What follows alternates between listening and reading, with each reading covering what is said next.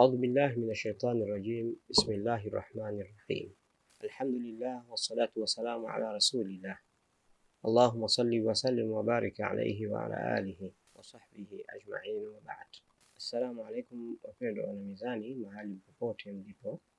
Leo ni siku ya Jumatano, Ramadhani 25 1446 sawa na Machi 26 2025. Taarifa tunayokuleteni hii leo kwanza kabisa ni Israel na Marekani kwa pamoja wamefanya mauaji ya kutisha katika ukanda wa Gaza. Kadhalika kutakuwa na taarifa kutoka Iran ambapo Iran inaonyesha miji mikubwa kabisa katika miji yake mingi inayohifadhi makombora chini ya ardhi. Kadhalika Hamas imesema kuwa Netanyahu anaogopa anapodai kuwa kurejesha vita tena mara nyingine ndiyo njia pekee ya kuweza kuwapata mateka waliosalia mikononi mwa Hamas, jambo ambalo alishindwa kulifanikisha katika miezi 15 ya vita na mauaji ya maelfu ya Falastini, lakini hakufanikiwa kupata hata mfungwa mmoja katika mateka kwa kutumia mabavu. Halikadhalika tutakuwa na taarifa inahusiana na mauaji makubwa ya watoto wa Gaza, ambapo serikali ya mapinduzi ya Kiislamu ya Iran imelani mashambulio hayo na mauaji yanayoendelea. Jamhuri ya Kiislamu ya Iran imelaani vikali mauaji ya halaiki ya utawala wa Israel dhidi ya watoto wa Kifalastini katika ukanda wa Gaza na kuyataja kuwa ni sehemu ya sera iliyopangwa ya mauaji ya kimbari yenye lengo la kufuta utambulisho wa taifa la Falastini. Katika ujumbe wake uliopakiwa siku ya Jumanne Machi 25, 2025 kwenye mtandao wa kijamii wa X, msemaji wa Wizara ya Mambo ya Kigeni wa Iran, Ismail Baqai, alilaani mauaji ya utawala wa kivita wa Israel dhidi ya mauaji ya watoto wa Kifalastini katika siku moja na kuyataja kuwa ni mauaji makubwa zaidi ya watoto tangu Nakba ya 1948 wakati wanajeshi wa Israel walipokuwa wakisaidiwa na maafisa kutoka nchi za Magharibi walipowafukuza Wafalastini katika nchi yao na katika majumba yao, huku wakivunja na kuwatimua kutoka katika ardhi za mababu zao. Umma wa dunia sasa unatambua wazi kwamba mauaji ya watoto yanayofanywa na utawala ghasibu ni sera ya kimfumo inayotekelezwa kwa nia ya mauaji ya kimbari ya kufuta kizazi na maangamizi ya kikoloni dhidi ya watu wa Falastini, amesema Baqai katika ujumbe huo. Msemaji wa Wizara ya Mambo ya Kigeni wa Iran pia amelaani ukimya wa mashirika ya kimataifa ukiwemo Umoja wa Mataifa kutokana na ukatili wa kutisha unaofanywa bila kuchukuliwa hatua yoyote. Amesema kuuawa na kuteswa watoto wasio na hatia wa Kifalastini kumeacha majeraha makubwa kwenye dhamira ya ubinadamu ya kutojali Umoja wa Mataifa, mashirika husika ya haki za kibinadamu kunazidisha majeraha hayo. Ismail Baqai ameibebesha Marekani, mshirika mkubwa zaidi wa Tel Aviv, Uingereza na waungaji mkono wengine wa Magharibi wa utawala huo, dhima ya kuwezesha umwagaji damu na uharibifu unaofanywa na utawala katili wa Israeli. Baadhi ya picha zilizosambazwa mitandaoni ambazo ni vigumu kuziweka katika vioo vya televisheni na katika simu inaonyesha namna gani Israeli imefanya unyama na ukatili wa kupita kiasi, ambapo watoto zaidi ya 200 wameuawa huko ukanda wa Gaza katika mauaji yaliyofanywa kwa siku moja. Kwa ushirikiano kamili na uungaji mkono na endelevu wa Marekani, Uingereza na baadhi ya nchi nyingine za Magharibi, na kwa kutiwa moyo na kutochukua hatua za Baraza la Usalama la Umoja wa Mataifa, utawala wa Israeli unahisi kuwa una kinga kamili ya kuadhibiwa kwa ajili ya kuendeleza kutekeleza jinai mbaya zaidi, ikiwa ni pamoja na uhalifu wa kivita, jinai dhidi ya ubinadamu na mauaji ya kimbari, amesema Baqai. Ujumbe huo umetolewa huku kukiwa na ripoti kwamba mashambulizi ya anga ya Israeli yameua takriban watoto 200 huko Gaza katika siku za hivi karibuni, idadi ambayo imethibitishwa na shirika la Umoja wa Mataifa la kuhudumia watoto UNICEF. Taarifa nyingine ni ile inayotoka kwa Falastini, ambapo wana mvuvumuko wa Hamas wamesema Netanyahu anaogopa anapodai kuwa vita vitawarejesha mateka wote wakiwa hai wale wanaoshikiliwa bado na wanahamasi kule Gaza. Harakati ya mukawama ya Kiislamu ya Palestina Hamas imetoa taarifa hiyo leo siku ya Jumatano Machi 26, 2025 ikimshutumu Waziri Mkuu wa Israel Nduli Benjamin Netanyahu kwa kudanganya familia za mateka pale anapodai kuwa chaguo la kijeshi ambalo ni kufanya mauaji ya kimbari dhidi ya watoto na kina mama wa Palestina lina uwezo wa kuwarejesha mateka wote wakiwa hai. Kwa mujibu wa taarifa iliyotolewa siku ya Jumatano hii leo Machi 26, 2025 na shirika la utangazaji la Iran Pars Today, imesema katika taarifa kuwa wakati wowote uvamizi huu unapojaribu kuwaokoa mateka wake kwa nguvu huwarudisha wakiwa wamekufa katika majeneza. Imeongeza kuwa kukiuka makubaliano ya kusitisha mapigano na kurejea vitani ni uamuzi uliopangwa mapema na Netanyahu ambaye alisalimu amri mbele ya waziri wa usalama ya kitaifa wa mrengo mkali wa kulia Itamar Ben-Gvir. Kundi hilo la mukawama la Falastini limesema Netanyahu anabeba dhima kikamilifu kwa kufeli makubaliano hayo na jamii ya kimataifa na wapatanishi wanapaswa kumshinikiza kusitisha uchokozi na kurejea kwenye njia ya mazungumzo, njia ambayo ni sahihi na ni salama kwa pande zote mbili. Kabla ya hapo, Hamas ilitoa taarifa nyingine ikiwataka walimwengu wapinge uhalifu wa mipango ya utawala wa Kizayuni dhidi ya ardhi ya Palestina, watu wake na maeneo yake matakatifu, na kulaani uungaji mkono wa Marekani na ukatili unaofanywa na utawala huo ghasibu. Hayo yanajiri huko Palestina 38 wakiuawa shahidi katika mashambulizi mapya ya Israeli huko Gaza katika muda wa saa 24 zilizopita, kwa mujibu wa Wizara ya Afya ya eneo hilo. Netanyahu hawezi kuwadanganya watu wote wakati wote kutokana na ukweli kuwa ameendesha vita vya takriban miezi 15 bila kuwa na mafanikio yoyote kwa kutumia nguvu, na wala hakuna ahadi yoyote aliyoitoa kuwa ndio sababu ya kuanzisha vita hivyo, ikiwa ni pamoja na kuwanusuru mateka walioshikiliwa na Hamas iliyoweza kufanikiwa katika muda huo, jambo ambalo lililazimisha Israel kuingia katika mazungumzo na kuwapata mateka kwa hiari ya Hamas na si kwa nguvu ya mtutu wa bunduki. Kwa mujibu wa wizara hiyo, idadi ya Wafalestina waliouawa washahidi Gaza imepindukia 800 tangu Israeli ilipoanzisha upya vita vyake dhidi ya eneo lililozingirwa wiki iliyopita. Takriban Wafalestina 1663 wamejeruhiwa kwenye hujuma hizo. Taarifa iliyotolewa leo siku ya Jumatano Machi 26, 2025, Urusi imesema makubaliano ya kusitisha mapigano katika Bahari Nyeusi hayatatekelezwa hadi baadhi ya benki zake zirejeshwe katika mfumo wa kifedha wa kimataifa.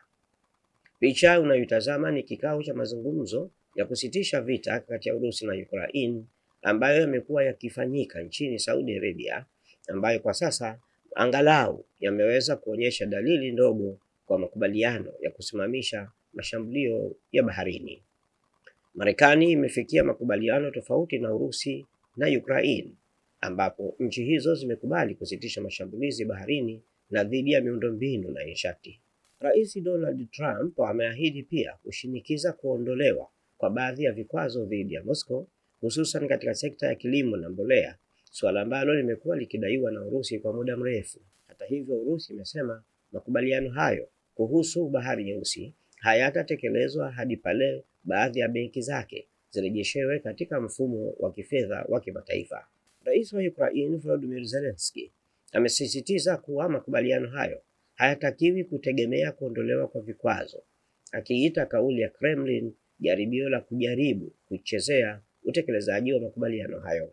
Mazungumzo hayo yalifanyika Saudi Arabia baada ya Trump kuwasiliana na marais wote wawili, na yanaonekana kama hatua ya kwanza muhimu kuelekea lengo lake la kusimamisha vita nchini Ukraine vilivyoanza tangu miaka 3 iliyopita.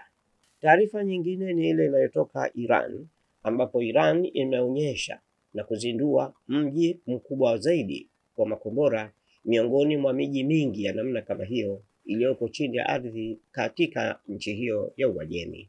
Katika hatua inayoweza kutafsiriwa kama matayarisho ya kujiweka tayari wakati wote, kikosi cha anga cha Jeshi la Walinzi wa Mapinduzi ya Kiislamu la Iran, IRGC, imezindua mji mkubwa wa makombora ulioko chini ya ardhi, ukiwa ni mji kati ya vituo vyake vingi vya aina hiyo. Kituo hicho kilizinduliwa siku ya Jumanne, Machi 25, 2025 na Jenerali Mkuu Mohammed Bagheri ambaye ni mkuu wa kamandi ya majeshi ya Iran pamoja na Jenerali Brigedia Amir Ali Hajizadeh, kamanda wa kikosi cha anga cha IRGC. Picha zilizochapishwa katika vyombo mbalimbali vya habari vya Iran zimeonyesha makamanda hao wakitembelea kituo hicho kikubwa kinachohifadhi maelfu ya makombora ya kushambulia shabaha kwa usahihi mkubwa kama vile Khaibar Shekan, Shahid Haji Qasim, Qadir H, Sejil na Imad. Miongoni mwa makombora hayo, Khaibar Shekhani yanasifiwa kwa uwezo wake wa kukabiliana na mifumo ya kisasa kabisa ya makombora ya Marekani ujulikanao kama THAAD. Kombora la Shahid Haji Qasim ni miongoni mwa makombora hayo ambayo yamepatiwa jina la kamanda mkuu wa kupambana na ugaidi wa Jamhuri ya Kiislamu Jenerali Qasim Suleimani, ambaye aliuawa mwanzoni mwa mwaka 2020 katika mashambulio ya kigaidi ya jeshi la anga la Marekani huko Baghdad, wakati jukumu lake muhimu wakati huo lilikuwa kuangamiza magaidi wa kufurishaji wa Daesh. Jenerali Bagheri aliwahutubia wafanyakazi wa kituo hicho amesema, ngumi ya chuma ya Iran ni yenye nguvu zaidi hii leo kuliko hapo awali. Amesema uwezo wa kijeshi wa Irani ulioonyeshwa katika operesheni ya Ahadi ya Kweli namba 1 na 2 ni sehemu ndogo sana ya uwezo wa kijeshi wa Iran. Mwaka jana 2024, Jamhuri ya Kiislamu ya Iran ilionyesha uwezo wake wa kijeshi kupitia operesheni hizo mbili za mashambulizi ya kulipiza kisasi yaliyofanywa kwa ajili ya kujibu uchokozi wa utawala haramu wa Israel. Picha unayotazama ni moja kati ya miji mingi ya makombora ya Iran yakiwa chini ya ardhi tayari kushambulia ngome za adui wakati wowote wa uvamizi inapohitajika. Operesheni hizo zilifanywa kwa kutumia makombora na droni 100 kadhaa. Zilionyesha uwezo wa Iran wa kushambulia malengo ya kijeshi na ya kijasusi ya Israel kwa usahihi wa upasuaji. Maafisa wa Iran wamesisitiza kwamba jeshi lilitumia sehemu ndogo tu ya nguvu zake za makombora na ndege zisizo na rubani wakati wa operesheni hiyo. Jenerali Bagheri ameongeza kusema kuwa kasi ambayo Jamhuri ya Kiislamu inakuza uwezo wake wa kujihami ni ya juu zaidi kuliko kasi ya maadui kujiimarisha. Hizo ndizo taarifa zilizopatikana kati ya jana siku ya Jumanne Machi 25 na leo siku ya Jumatano Machi 26, kwamba katika ukanda wa Gaza bado kunaendelea mauaji ambapo Israel inaendeleza mauaji ya kiholela kuua vijana na watoto kina mama kule Palestina katika kile kinachodaiwa kuwa wanawatafuta mateka, kitendo ambacho kilifanyika kwa muda wa miezi 15 iliyopita toka mwaka 2023 bila mafanikio yoyote.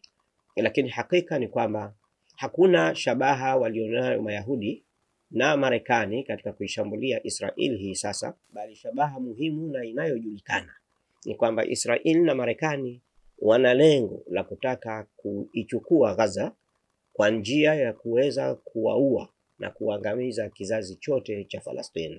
Mauaji haya yanafanyika baada ya kuwa Donald Trump, rais wa Marekani aliyeingia kipindi chake cha pili cha uongozi kule Marekani, ameshindwa kufanya vitisho vya kuwaondoa Wafalestina katika ardhi yao na kuwapeleka Misri ama Jordan, lakini vile vile akatoa vitisho vya kuwapa masaa kadhaa kwamba wao mkishaondoka pia haikufua dafu.